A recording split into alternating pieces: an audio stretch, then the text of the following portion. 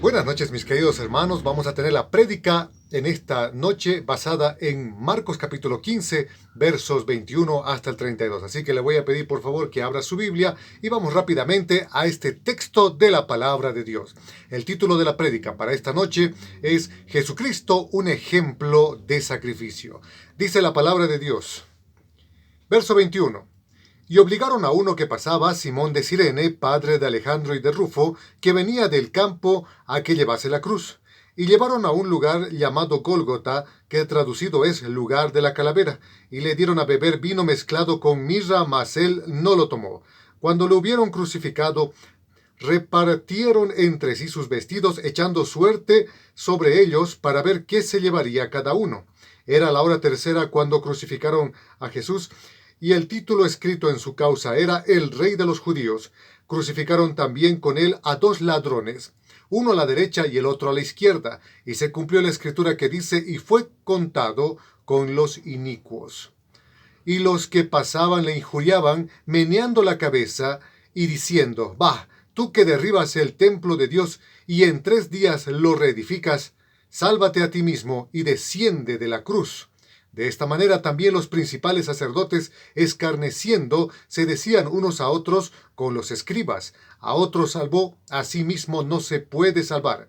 El Cristo, Rey de Israel, descienda ahora de la cruz para que veamos y creamos. También los que estaban crucificados con él le injuriaban. Eso es lo que dice la palabra de Dios. ¿Qué le parece si oramos antes del mensaje mismo? Padre bendito, gracias te damos por tu palabra y ayúdanos a que ella penetre a lo más profundo de nuestra vida. Nos ponemos en tus manos en el nombre de Jesucristo. Amén. Bien, algo interesante que nos dice la palabra de Dios en este verso es que Jesucristo ha hecho lo que llamamos nosotros el sacrificio. Pero la pregunta que todos tenemos que hacernos, ¿sabemos lo que significa sacrificio? ¿Usted sabe lo que significa sacrificio? Porque muchas veces utilizamos esa palabra, pero no estamos conscientes de lo que significa. Entendamos bien esta parte, ¿sabe? La palabra sacrificio está derivada y es una herencia que tenemos del latín. Es una palabra que viene del latín y está conformada por dos frases. La primera, la palabra sacrum, que significa algo sagrado, simplemente sagrado, ¿sí? Y luego está conformada también por la palabra facere, que significa ceder. ¿Esto qué significa? Ceder algo sagrado. Ese es el concepto mismo de la palabra sacrificio. Ahora, quiero preguntarle algo a usted. ¿Usted ha hecho sacrificios en su vida? ¿Usted ha sacrificado algo? Recordemos que el sentido mismo de la palabra sacrificio es ceder algo sagrado, entregar algo que consideramos que es sagrado para nosotros. Entonces, a eso sí se le puede considerar sacrificio. Pensemos en algunos conceptos de sacrificio que usted podría generar. Por ejemplo, podemos pensar que algo sagrado para nosotros es la familia, el dinero, la casa, el auto que tenemos, nuestra propia vida, nuestra salud, los hijos, no sé. Hay muchas cosas que podríamos considerar sagradas. Cuando esto lo entregamos a las manos de Dios, entonces estamos haciendo un sacrificio. Si mi tiempo es tan valioso y es algo importante para mí, pero lo estoy dedicando para la obra del Señor, eso también puede catalogarse como un sacrificio. ¿Por qué? Porque es algo especial que yo tengo, es algo que se considera como sagrado porque nadie te regala el tiempo. Cuando invertimos tiempo en las cosas de Dios, también estamos haciendo sacrificios. Entendamos bien esta parte. No solamente se trata de dar dinero. No es solamente dar dinero todo aquello que puede considerarse como sacrificio. Usted puede también dar su talento, sus habilidades, las capacidades que Dios le ha dado, dedicarlo para la honra y la gloria de Dios. Eso también puede catalogarse como sacrificio. Ahora, hay 3 cosas que nos enseña este pasaje de la palabra de Dios. La primera cosa que nos enseña Marcos en este capítulo 15 es que los sacrificios de una persona tienen que ser racionales y no siempre emocionales. Entendamos bien esta parte. ¿Por qué razón tienen que ser más racionales que emocionales? Porque uno tiene que estar consciente de lo que está haciendo, sacrificando las cosas para la honra y la gloria de Dios. La segunda cosa que vamos a aprender en este fragmento de la palabra de Dios es que cada sacrificio trae una consecuencia.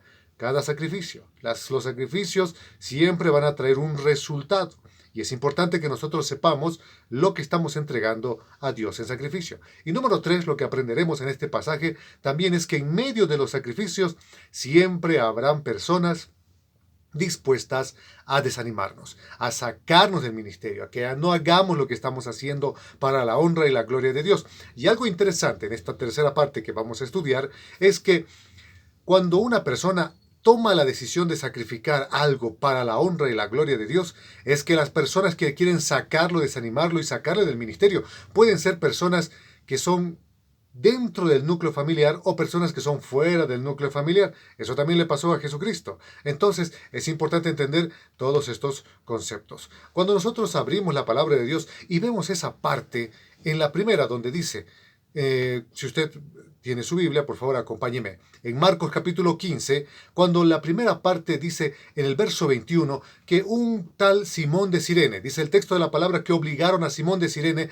padre de Alejandro y de Rufo, a que ayudaran a Jesús a llevar la cruz. ¿Por qué razón lo obligaron? Porque Jesucristo había sido latigueado, golpeado, lacerado, fue maltratado. Entonces, él incluso no comió una noche antes, no comió, porque era un preso ya sentenciado, bajo sentencia. Estaba totalmente debilitado. ¿Qué significa esto? Que el sacrificio que él estaba haciendo era grande. En la primera parte de esta prédica, en lo primero que quiero que nos enfoquemos es que los sacrificios deben ser más racionales que emocionales. ¿Y a qué me refiero a esto? Cuando una persona no entiende lo que significa sacrificio, entonces va a empezar a querer hacer algo para la obra de Dios, va a querer entregar algo, va a querer tener una disciplina espiritual. En el camino se va a desanimar, ya no lo va a hacer. ¿Por qué? No porque alguien va a querer desanimarlo, simplemente porque no tiene constancia, no tiene disciplina en su vida. Este tipo de personas empiezan algo y nunca lo terminan. Entonces, cuando pensamos en personas así, tomaron la decisión desde leer la Biblia, toda la Biblia en un año, pero nunca terminaron de hacerlo. ¿Por qué? Porque son inconstantes. ¿Y por qué razón son inconstantes? Porque no entienden el sentido mismo de la palabra sacrificio. Ceder algo que es sagrado para mí. Eso es el sentido. Entonces, Jesucristo sabía todo lo que iba a padecer en manos del imperio de los romanos. Él lo sabía, ¿sabes? Y él lo declaró abiertamente. Cuando nosotros abrimos nuestra Biblia en Lucas capítulo 9, verso 22, dice la palabra de Dios que Jesús en sus propias palabras dice, es necesario que el Hijo del Hombre padezca muchas cosas y sea, ¿qué cosa? Desechado por los ancianos, por los principales sacerdotes, también que sea desechado y muerto. Ahora, después de eso, que resucite al tercer día. Todo lo que él estaba hablando en Lucas capítulo 9, verso 22, es el sacrificio mismo, el sentido mismo del sacrificio. No es que él desconocía, él sabía lo que iba a venir para más adelante. Ahora, cuando vamos al verso 23, dice la palabra de Dios en Marcos que le echaron ahí a la cruz y luego le dieron o le quisieron dar de beber vino mezclado con mirra. ¿Por qué razón le querían dar esto? Porque a los que eran sentenciados a la muerte de la cruz, para que no puedan forzajear, para que sea más fácil terminar de clavarlos y colgarlos en el madero, se les daba esto del vinagre mezclado con mirra porque era una especie de analgésico que ellos recibían. Esta especie de analgésico adormecía el cuerpo y hacía que los sentenciados, los criminales de entonces, no forzajearan y sea más fácil crucificarlos. Jesucristo no lo bebió. ¿Por qué razón? Él no quería el adormecimiento de su cuerpo. Él quería sentir realmente lo que era el sacrificio mismo, el penetrar los clavos en su cuerpo, porque ahí el sacrificio es absolutamente completo. Ahora, es interesante que cuando la palabra de Dios nos dice en Marcos la hora, el verso 25 dice que era la hora tercera cuando le crucificaron. ¿Sabe? Según el calendario y los tiempos y los horarios de los judíos, la hora tercera significa que eran como las 9 de la mañana. Era las 9 de la mañana cuando lo crucificaron. Entonces, era temprano, era temprano. Por esa razón, muchas personas asistieron a este tiempo en donde un criminal, y entienda bien esto, la mayoría de las personas no consideraban que Jesús era el Mesías, el Hijo de Dios, que venía para salvar y redimir a su pueblo y al mundo entero. La gente simplemente lo veía como un criminal. Por eso fue sentenciado y fue llevado a la muerte de cruz. Entonces era como las 9 de la mañana. Ahora, más adelante, cuando nosotros vemos este texto que nos dice que si bien él había muerto, en el verso 15, verso 44 del capítulo 15 de mismo Marcos, ¿Sabe? Hay un texto ahí muy interesante. Dice que Pilato se sorprende de que ya hubiera muerto. ¿Por qué razón dice esto? Hay un contexto que necesitamos explicar. El contexto es el siguiente. Todos aquellos que eran muertos bajo la sentencia de ser crucificados eran los peores criminales. Pero no como en las películas lo vemos, los criminales eran crucificados como lo vemos así con ropa interior, no, porque era una vergüenza el ser crucificado. Entonces eran crucificados totalmente desnudos en la muerte de cruz. Lo segundo, se escogía un lugar bastante alto. ¿Para qué? Para que sea testimonio a todas las personas que caminaran, que pasaran y nadie se le ocurra levantarse en contra del imperio romano. Ese era el propósito. Por esa razón crucificaron a Jesús en el Gólgota, en un lugar alto. Ahora, lo otro, que también es interesante y necesitábamos analizar. Las personas no siempre morían ese rato. A veces las personas tenían que vivir o estar en la cruz 2, 3 días hasta que vayan muriendo por falta de hambre, por desangramiento. También podían morir por falta de alimentos, por el frío en la noche y algún momento ya muertos. O sea, la muerte de cruz era la peor de las muertes. Por eso en esta primera parte Jesús sabía o no sabía lo que iba a padecer. Claro que sí lo sabía. Él sabía lo que iba a suceder. Pero él tomó la decisión. Así como Jesús tomó la decisión de manera racional, entendiendo lo que sucedería al momento de decidir entregar su vida por tus pecados y por los míos, ¿sabes? Él hizo el sacrificio más grande. Y algo importante y un desafío práctico para nuestra vida en esta primera parte. ¿Estás dispuesto a hacer el sacrificio de entregar así también tu vida para la honra y gloria de Dios? Porque tu vida es algo preciado, es algo que se podría considerar sagrado para ti, es tu propia vida. Entregarlo para la obra de Dios es hacer el sacrificio. Es interesante que cuando Pablo escribe a los romanos en el capítulo 12, verso 1, él dice, así que hermanos míos, él lo dice en sus propias palabras, os ruego, dice, por las misericordias de Dios, que presentéis vuestros cuerpos en sacrificio vivo, santo, agradable a Dios, que es vuestro culto racional. Eso es lo que dice Pablo. Cualquiera de los líderes o algunos de los predicadores o hermanos de la iglesia, ancianos todos los que están en el liderazgo de la iglesia, pueden venir en algún momento y decirte, quisiéramos que tú estés a cargo de un ministerio, quisiéramos que tú estés liderizando esto, Dios te está llamando para hacer esta obra. ¿Vas a estar dispuesto a hacerlo? Hay personas que no entienden el concepto mismo de la palabra sacrificio, llegan a la iglesia, escuchan una buena prédica, un buen sermón, después de eso se van, pero nada de eso se les queda. Es como salir de la prédica y luego sacudirse y decir, oh, estuvo muy interesante lo que hablaron, me gustó mucho, varios momentos me reí, pero nada de eso se me quedó. Son personas que nunca toman una decisión, ¿sabe? No están dispuestos a hacer un sacrificio para la honra y la gloria de Dios. Por eso es tan importante que tú y yo entendamos el concepto mismo de sacrificio. Estamos dispuestos a hacer un sacrificio, así como nos dice el texto de Marcos capítulo 15, lo que hemos leído, el sacrificio de Cristo. Lo segundo que vemos en este pasaje es que a partir del verso 26 entendemos lo siguiente. Cada sacrificio trae una consecuencia y debemos aceptarla. El verso 26 dice que le pusieron un escrito en la parte de la cruz, en la parte superior, que decía el rey de los judíos. Ahora, si le pusieron un escrito, ¿sabe para qué era? Era para poder sentar un precedente. Los escritos que los romanos ponían era para sentar un precedente de por qué razones aquel que estaba muriendo en la cruz había sido sentenciado. ¿Cuáles eran las causas? Entonces, Pilatos puso ahí el escrito que decía Rey de los judíos. Ahora, esto tenía dos sentidos importantes en los tiempos en los cuales Jesús fue crucificado. El primer sentido era el sentido de imposición. Era presencia, poderío del imperio romano delante de los judíos. No se les vuelva a ocurrir y no se les ocurra a nadie levantarse en armas en contra de nosotros porque le va a pasar lo mismo que le está pasando a este hombre. Ese era el mensaje, era prácticamente un escenario del terror en ese momento. La gente, ver a alguien agonizando hasta la muerte, en una muerte tan horrenda como era la muerte de la cruz, era realmente un espectáculo totalmente aterrador.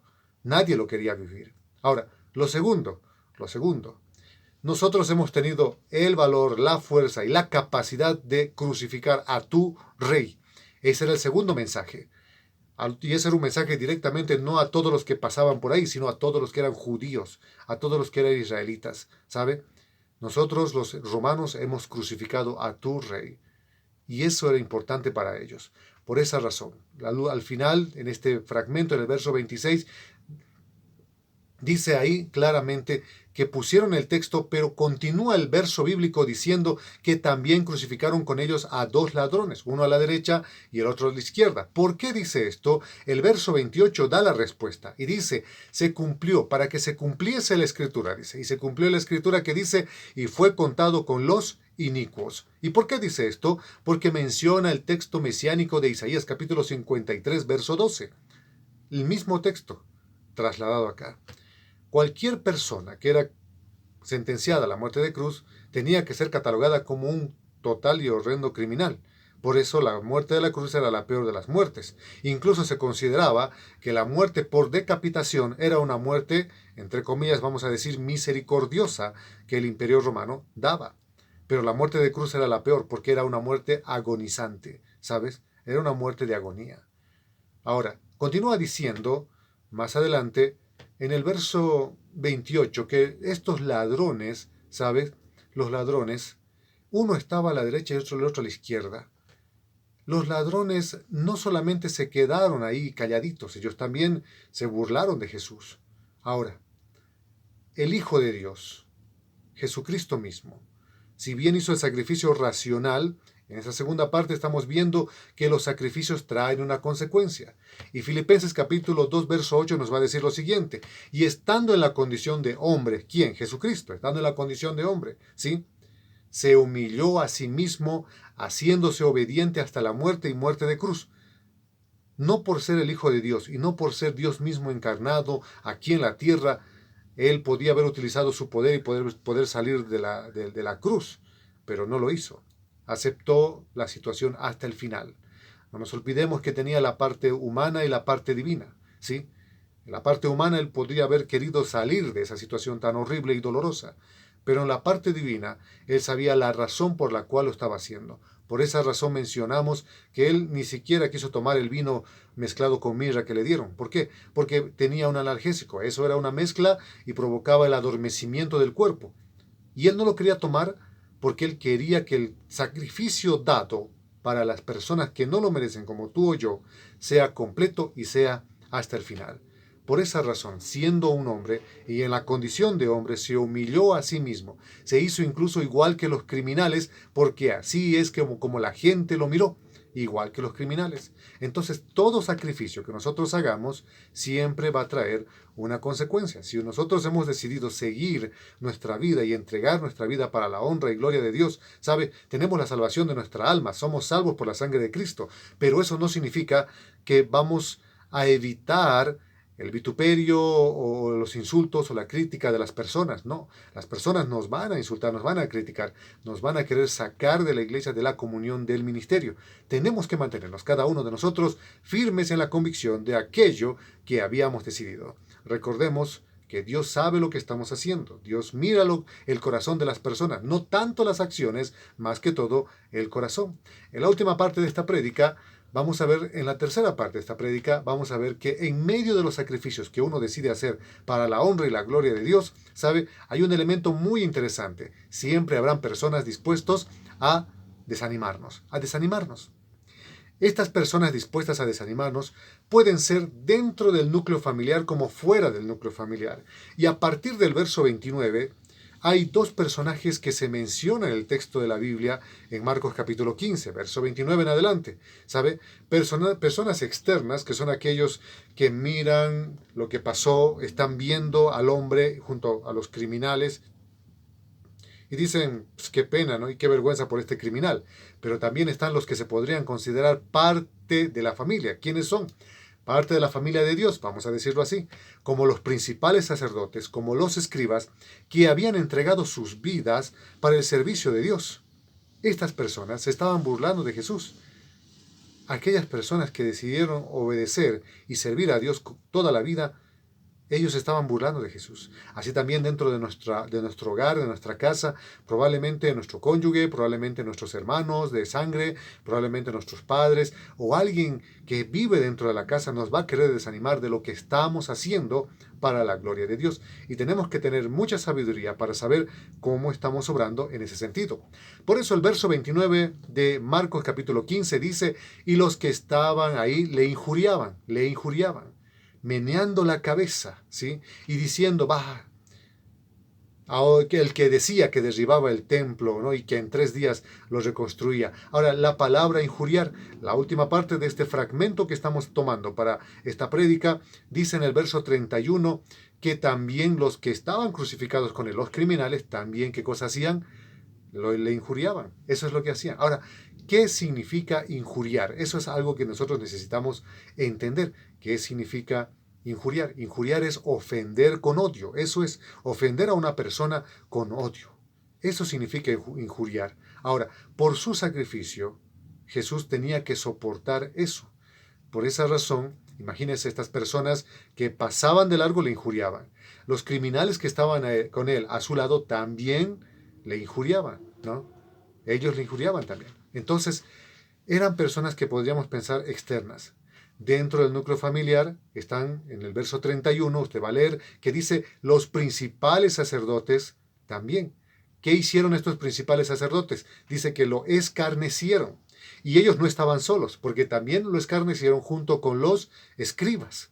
Entonces, si lo escarnecieron junto con los escribas, la pregunta ahí, ¿qué es escarnecer? Y escarnecer es burlarse de manera cruel, ¿sabe? Eso es, burlarse de manera cruel de una persona, eso es escarnecerle. Y eso es lo que ellos hacían. Ellos se burlaban de manera cruel con él. Ahora, por esto Jesucristo es un ejemplo de sacrificio. Es un ejemplo de sacrificio vivo. Me encanta lo que dice 1 Pedro capítulo 3 verso 18, que dice, porque también Cristo padeció una sola vez por los pecados, el justo por los injustos, ¿para qué? Para llevarnos, dice ahí, para llevarnos a Dios, para llevarnos a ti y a mí a Dios. Y continúa el verso 18 del capítulo 3 de 1 Pedro diciendo, siendo a la verdad, dice, muerto en la carne, pero vivificados en el Espíritu, nosotros. Siendo la verdad, muerto en la carne, pero vivificados en el Espíritu. Así como Cristo, nosotros también, ¿sabe? Él hizo el sacrificio por nosotros. Por esa razón es tan importante que tú y yo decidamos hacer ese sacrificio. ¿Para qué? Para la honra y la gloria de Dios. Porque cuando hacemos el sacrificio, Dios va a ponernos en el lugar donde tenemos que estar, haciendo la obra que Él ha determinado para nosotros. Aplicación práctica para nuestra vida en este proceso de predicación. La aplicación práctica. Yo considero que hay dos aplicaciones prácticas que podemos tomar en cuenta. La primera, cada uno de nosotros debe tomar la decisión de hacer el sacrificio hoy para la honra y la gloria de Dios. ¿Y qué sacrificio te motiva a que hagas? A que entregues tu vida en las manos de Dios. Ese es el mejor sacrificio que puedes hacer. ¿Y sabes por qué? Porque con eso tendrás la salvación de tu alma y serás testimonio vivo no por las cosas que dices, sino por las cosas que tú estás haciendo. No es necesario y no tenemos cada uno de nosotros que estar espiritualizando el término de sacrificio. Sí, yo me sacrifico por el Señor. La pregunta es, ¿qué estás sacrificando por Dios? Muéstrame, ¿qué has hecho para la obra de Dios? Todo sacrificio tiene que ser real, palpable, tiene que ser materializado, no solamente en la mente, sino en la vida real. Lo segundo, en la aplicación práctica para nuestra vida, es que en medio de nuestro sacrificio tenemos que saber que tenemos que estar constantes hasta el final. Así como Pablo escribe a los Corintios en 1 Corintios 15:58 cuando les dice, así que hermanos amados, estad firmes, constantes, creciendo en la obra del Señor siempre, siempre, sabiendo que o de ahí dice, vuestro trabajo en el Señor no es en vano. Y eso es cierto, nuestro trabajo en el Señor no es en vano. Es un trabajo que Dios va a recompensar. Pero nosotros no hacemos el trabajo esperando la recompensa del Señor. No lo hacemos por una condición. Lo hacemos porque le amamos de todo corazón. Ahí la pregunta, ¿estás dispuesto tú a hacer estas dos cosas? La primera, entregarte como sacrificio vivo, así como lo leímos en Romanos 12:1, entregarte como sacrificio vivo delante de Dios. Y lo segundo, realmente mantenerte firme desde un principio hasta un final, hasta que Dios te llame a su presencia. Espero que esto esté en tu corazón, porque como hemos visto en esta noche, en esta prédica, hay tres cosas que nos enseñan este hermoso pasaje de Marcos capítulo 15, versos 21 al 32. Lo primero que nos enseña es que los sacrificios son racionales, no tanto emocionales. Jesús lo sabía, por eso se mantuvo firme hasta el final. Lo segundo, cada sacrificio trae una consecuencia, ¿sí? Si estamos dispuestos a sacrificar algo para Dios, sabemos que eso va a traer una consecuencia. ¿Traerá bendición para nosotros? Claro que sí traerá bendición, pero tendríamos que nosotros que deshacernos de cosas que consideramos sagradas para nosotros. Eso es sacrificio. Llámese tiempo, llámese dinero, llámese posesiones, lo que tengo, mis talentos, habilidades, lo que tú decidas sacrificar para Dios. Y lo último, que en medio del proceso del sacrificio, el diablo nunca duerme, no toma vacaciones, siempre va a haber alguien tratando de sacarte de ese tiempo de estar en el proceso de sacrificio, en el proceso de entregarle a Dios aquello que es lo mejor que tú tienes, ¿sí? Tus talentos, habilidades, lo que Dios te ha dado. Por esa razón, en la aplicación práctica es que tú debes tomar la decisión ahora de entregarte a Dios como sacrificio vivo. Y lo segundo es que en medio del sacrificio que tú haces, entregándote hacia Él para su honra y gloria, estando en ministerio, apoyando ministerios, tienes que mantenerte firme y constante hasta el final. Vamos a orar para terminar este tiempo de predicación. Padre bendito Señor, gracias por tu palabra y ayúdanos Señor a que todo lo que estamos diciendo, Padre, sea real en nuestra vida. Ayúdanos Padre bendito, nos ponemos en tus manos en el nombre de Cristo. Amén. Que Dios te bendiga grandemente.